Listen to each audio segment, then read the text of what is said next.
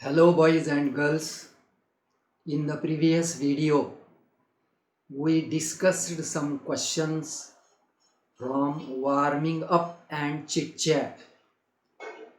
We also categorized the words in three columns: ancient, modern, and futuristic. We have also seen the pronunciations of some words. Today we are going to see the lesson. Open your books on page number 6. Let us start. I read the first paragraph. You have to listen carefully. Looking into your book.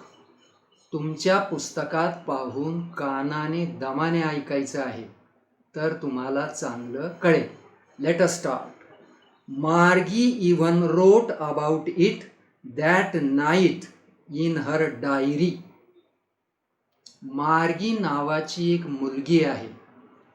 तिनं तिच्या डायरीत त्या रात्री लिहिलं. राईटचा past tense wrote. Simple past tense. I read the sentence number 1 once again. Margie even wrote about it that night in her diary. त्या रात्री मार्गीनं त्याच्याबद्दल तिच्या डायरीत लिहिलं. आता त्याच्याबद्दल म्हणजे त्या पुस्तकाबद्दल. Next line. On the page headed. On the page headed याचा अर्थ होतो ऑन द फ्रंट पेज. पहिल्याच पानावर तिने लिहिलं. 17 मे 2157. 17 मे 2157. आता तुम्ही असं म्हणाल की सर हे अजून तर झालं नाही, हे फार लांब आहे. 17 मे 2157, 2157. तुम्हाला असं का लिहिलं हे पुढे कळणार आहे. त्याचा संदर्भ पुढे आहे. पण तारीख काय लिहिली? What is the date written by Margie? That is very important. 17 May 2157. She wrote. तिने लिहिलं. नाव व्हॉट वॉज दॅट सेंटेन्स? ते वाक्य काय होतं? It is in single inverted comma. म्हणजे ते निश्चित असं एक वाक्य आहे. What is that? Today Tommy found a real book. Today Tommy found a real book. आज टॉमीला खरे पुस्तक सापडले. असं मार्गीनं तिच्या डायरीत लिहिलं आणि हेडेड पेजवर लिहिलं, म्हणजे फ्रंट पेजवर लिहिलं. आता तुम्ही म्हणाल सर ही काय भानगड आहे, हे काही कळे ना आम्हाला. परंतु पुढे आपोआप सगळा खुलासा होईल. तारीख लक्षात ठेवायची या पॅराग्राफमधली, साल लक्षात ठेवायचं, आणि मार्गीनं ते वाक्य जे लिहिलं ते सिंगल इन्व्हर्टेड कॉमामध्ये दिलेलं आहे आणि ते सुद्धा लक्षात ठेवायचं. 3 ओळीचा पहिला पॅरेग्राफ आहे. मी त्याच्यावर आता तुम्हाला एक प्रश्न विचारतो. Because I taught you tenses. काळ शिकवलेले. पहिलं वाक्य पहा. Margie even wrote about it that night in her diary. What tense is this? फक्त एका शब्दावरून तुम्हाला टेन्स ओळखता येतो. आणि wrote that is the verb. It is the past tense of write. So this is simple past tense. Right. आता त्याच पॅरेग्राफचं शेवटचं वाक्य पहा. Today Tommy found a real book. What tense is this? Again found is there. It is the past tense of find. So it is also simple past tense. In these 3 lines there are 2 sentences of simple past tense. Okay, let's go to another paragraph. It was a very old book. ते खूप जुनं पुस्तक होतं. साधं वाक्य आहे बघा. It was a very old book. आता इकडे पहा. तुम्हाला 8वीला होतंय का नाही हे मला माहीत नाही, पण 9वी 10वीला आता आहे. आता it was a very old book, ग्रामरच्या दृष्टीने हे वाक्य फार छान आहे. We can turn this sentence into exclamatory sentence. याचं रूपांतर आपण उद्गारवाचक वाक्यात करू शकतो. पहा, तुम्ही काही जण गेस करण्याचा प्रयत्न करा, याचं उत्तर सांगता येतं का बघा. It was a very old book. मी उत्तर सांगतो बघा, याच्यामध्ये ये आहे या दिलेल्या वाक्यात, त्यामुळे तुमची सुरुवात व्हॉटनेच व्हायला पाहिजे. What a old book it was, right. What a old book it was and sign of exclamation, उद्गारवाचक चिन्ह द्यायला पाहिजे. आता बघा, मार्गीनं जे काही लिहिलं त्यातलं पहिलं वाक्य it was a very old book झालं. लेट्स गो आहे. Margie's grandfather once said that when he was a little boy, his grandfather told him that there was a time when all stories were printed on paper. आता हे समजून घ्या. मार्गीज grandfather, मार्गीचे आजोबा एकदा असं म्हणाले होते, one said that his grandfather. मग मला सांगा, मार्गीचे कोण? Great grandfather. Margie's great grandfather had one said that, किंवा टोल्ड हर दॅट. काय सांगितलं होतं? That there was a time, असा एक काळ होता. इथं टाईमचा अर्थ काळ घ्यायचा. When all stories were printed on paper, की ज्या वेळेला सर्व कथा कागदावर छापल्या जात असत. मग आता तुम्ही हे बी लक्षात ठेवायला पाहिजे. काय लक्षात ठेवायला पाहिजे? What had Margie's grandfather told her. बरोबर. उत्तर काय? That there was a time when all stories were printed on paper. सगळ्या कथा कागदावर छापल्या जायच्या. म्हणजे हे सगळं पूर्वीचं आहे. पुस्तक पूर्वीचं, शाळा पूर्वीची, आणि आता तुम्ही मॉडर्न जमान्यामध्ये राहता. तर अशा प्रकारची तुलना हळूहळू तुमच्या लक्षात येईल. एक जुनं पुस्तक सापडलंय आणि त्याच्याबद्दल चर्चा चालू आहे. Third paragraph. They turned the pages, त्यांनी पानं पलटवली. वहीत लिहून घ्या, कारण टर्नचे इंग्लिशमध्ये फार वेगळे वेगळे आहेत. लिहा, to turn the pages. To turn the pages, पानं पलटवणे. आणि इथं पास्ट टेन्स झालाय, त्याचं ईडी लागून टर्न. करेक्ट. त्यांनी पानं पलटवली अशी चाळली. Right. Can you tell me what tense is this? Very simple. It is also simple past tense. Right. चला पुढे. which were yellow and crinkly, की जी पानं येलो इन कलर, रंगानं पिवळी होती, and crinkly. Take down this word in your notebook. Crinkly, important word. CRINKLY. सोप्या इंग्लिशमध्ये अर्थ लिहा बरोबर करून. Having small folds. Having small folds, FOLDS, छोट्या घड्या पडलेलं. घड्या, पानांना घड्या पडतात, तुम्हाला माहिती आहे. मग आता जर मी तुम्हाला विचारलं what was the book like, या प्रश्नाचा अर्थ असा आहे पुस्तक कसं होतं. तर मग आता इथं दोन शब्द गेले ना आपल्याला, येलो अँड क्रिंकली. रिमेंबर दिस. मी परत लाईन वाचतो. They turned the pages which were yellow and crinkly, and it was awfully funny. आणि ते वाचणं जरा मजेशीरच होतं. असं करा, वहीत लिहून घ्या. awfully funny. awfully funny. अर्थ सोप्या इंग्लिशमध्ये लिहा. Really funny. Really funny. आता मराठीचा अर्थ लिहा. खरोखरच मजेशीर.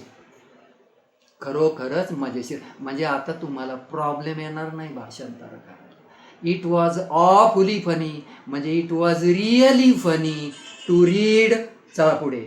वर्ड्स, त्यातले शब्द वाचणे खरोखरच मजेशीर होतं. That stood still instead of moving. आता त्यातले शब्द कसे होते? ते शब्द असे हलत नव्हते, स्थिर होते, शांत होते. The way they were supposed to. आता असं का म्हटलेलं आहे? आता तुम्ही आधुनिक जमान्यातले आहे, तुम्ही मोबाईलवर सध्या पाहतात, काही जण लॅपटॉपवर पाहतात. यातले शब्द हलतात की नाही हलतात? The words on your mobile and laptop they move from this direction to that direction. Correct? From left to right, right to left, असे हे शब्द हलतात. पण ते पुस्तकातले शब्द हलतच नव्हते. नीट लक्षात घ्या. ऑन स्क्रीन, ऑन स्क्रीन म्हटलं, तुमच्या स्क्रीनवर जसे शब्द हलतात तसे ते हलत नव्हते. यू नो, तुम्हाला कळालं? त्या पुस्तकातले शब्द स्थिर होते. स्थिर, पुस्तकातले शब्द स्थिरच असतात ना, पण स्क्रीनवरचे they move.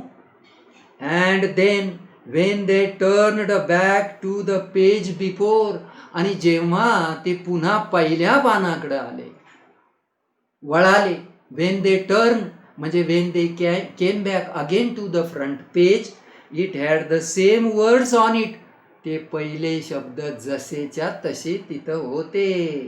That it had when they read it the first time. आणि पहिल्यांदाच जेव्हा त्याने ते वाचले होते ते शब्द तिथेच जसेच्या तसे होते. म्हणजे काय कळालं? हे प्रिंटेड पुस्तक आहे.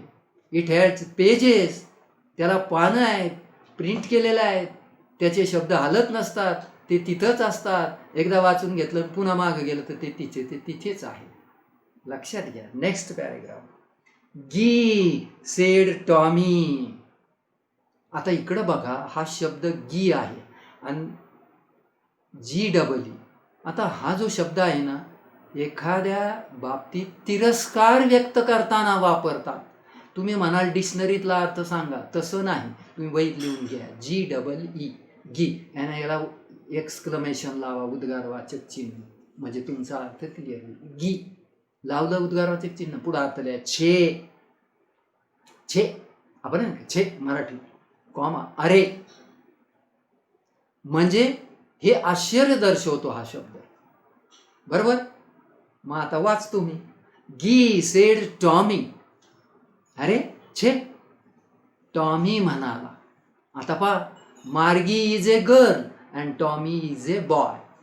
तुम्हाला मागाशी पाहिलं का? दे दे दे दे दे टर्न द पेजेस. तुमच्या पुढे प्रश्न आला असेल की हे पानं पलटवली, त्यांनी पानं पलटवली म्हणजे कोणी? वन मार्गी, the other Tommy.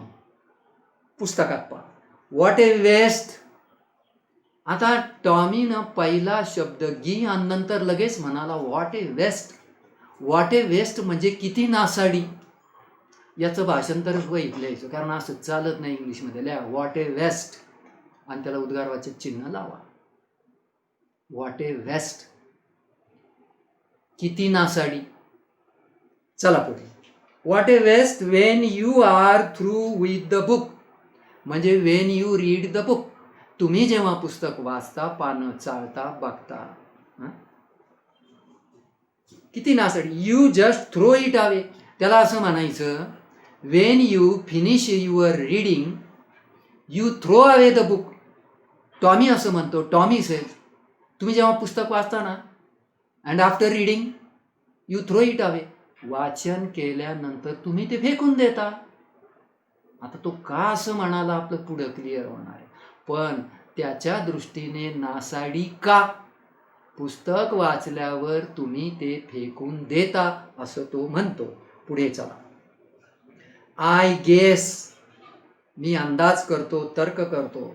Our television screen must have had a million books on it. परत टॉमी काय म्हणतो पुढे? आपल्या टेलिव्हिजन स्क्रीनवर लाखो पुस्तकं असली पाहिजे. There may be or must be millions of books on our screen. On our computer screen, T V screen. बरोबर आहे ना हो. आजच्या जमान्यामध्ये सगळं पुस्तक त्याच्यात भरता येतं. तुम्हाला माहिती ना, अनेक फायली त्याच्यात असतात, अनेक इन्फॉर्मेशन त्याच्यात भरलेली असतं. नुसतं क्लिक केलं का समोर येतं.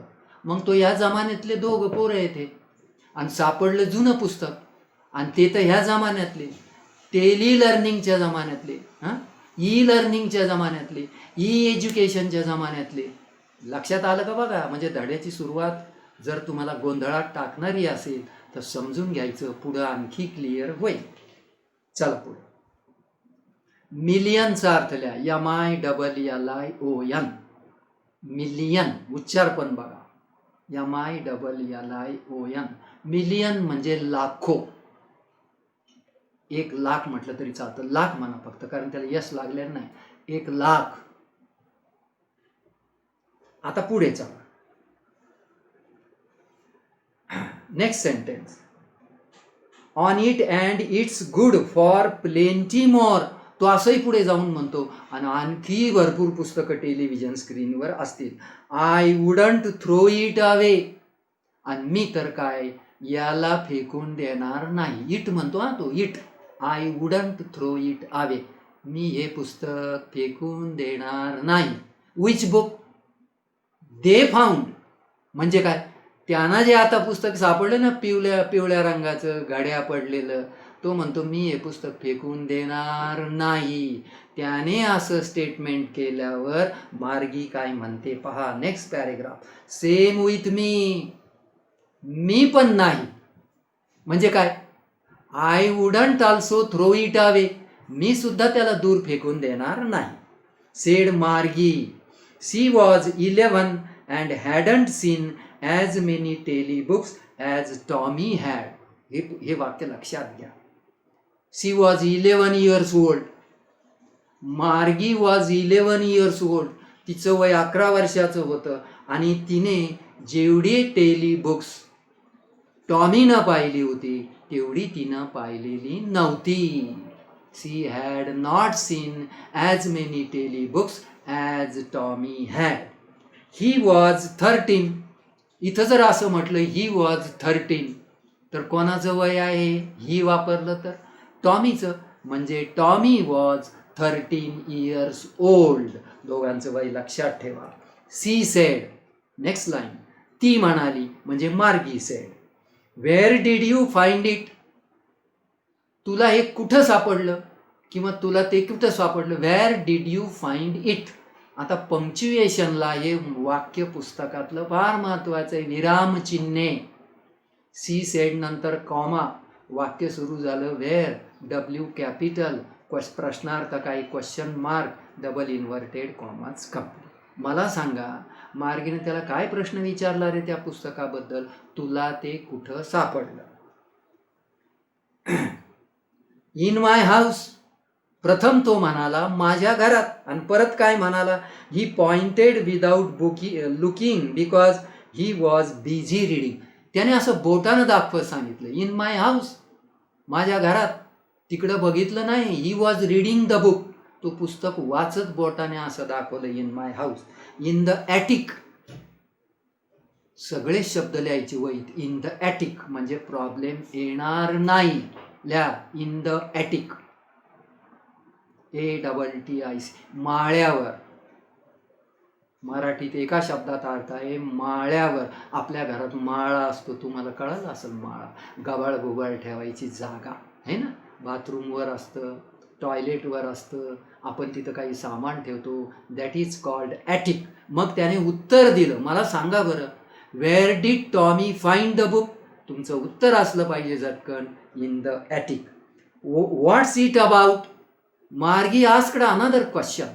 तिने दुसरा प्रश्न विचारला. कशाबद्दल आहे रे ते. त्याने एका शब्दात उत्तर दिलं स्कूल. मग मला आता सांगा what was that old book about. The answer is in a single word school. आणि पूर्ण वाक्यात the book was about school. नाव take down some simple factual questions. आता साधे सिंपल फॅक्च्युअल क्वेश्चन्स घ्यायचे आणि उत्तर पण सांगण्याचा प्रयत्न करायचा, लिहायचं पण. Number 1, when does the story take place?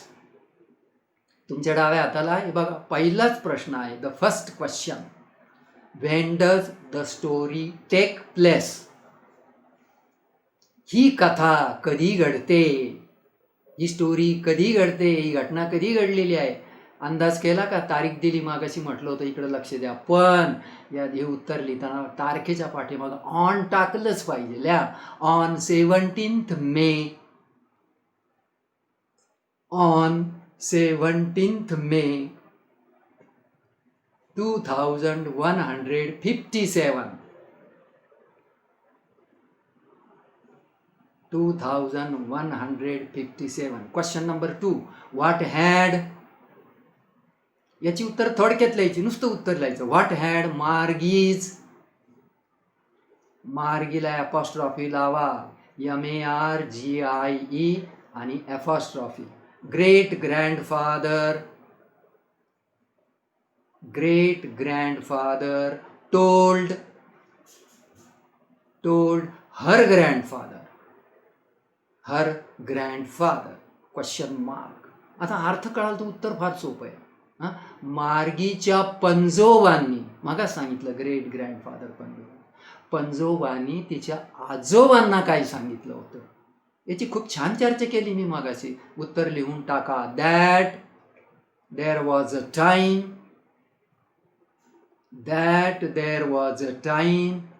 when all stories were printed, PRINTED, on paper. Question number 3, what does Margie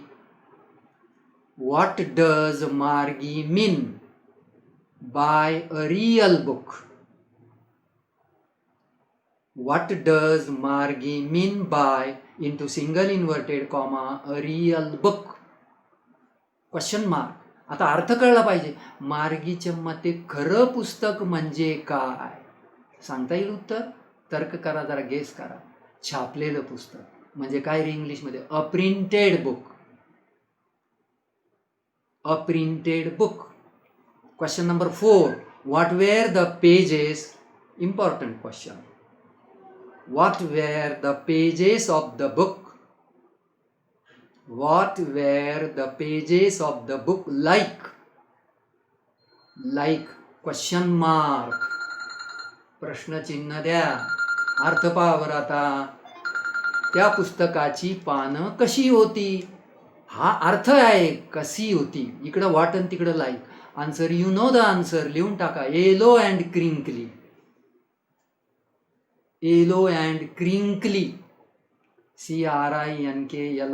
Question number 5, how old was Margie? Very simple question. How old was Margie? 11 years old. Anybody can understand. पण तुम्ही लिहा 11 years old. Question number 6, how old was Tommy? How old was Tommy? TOMMY. Question mark. तुम्ही सांगितलं पाहिजे. 13 years old. झटकन बोलायचं. 13 years old. Question number 7, where did Tommy find the book?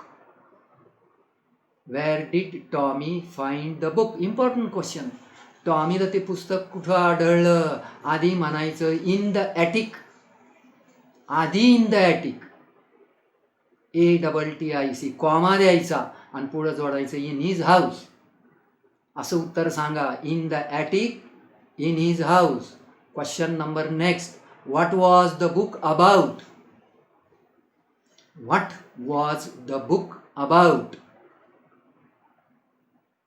Question mark. अर्थ बघा. ते पुस्तक कशाबद्दल होतं? झटकन 2 शब्दात बोललं तर बरं होईल. एका शब्दात बी चालतं. एखादा नुसता स्कूल लिहिल, करेक्ट. पण अबाउट स्कूल लिहिलं तर जरा बरं वाटतं ऐकायला. Write about school. So today we finished 3 small paragraphs and have seen some important sentences of grammar and some important simple factual questions. मला वाटतं तुमच्या लक्षात आलं पाहिजे. आता चांगलं लिहून घेतलेलं असेल आणि वाचलं तर विषय संपला. We shall continue in the next video.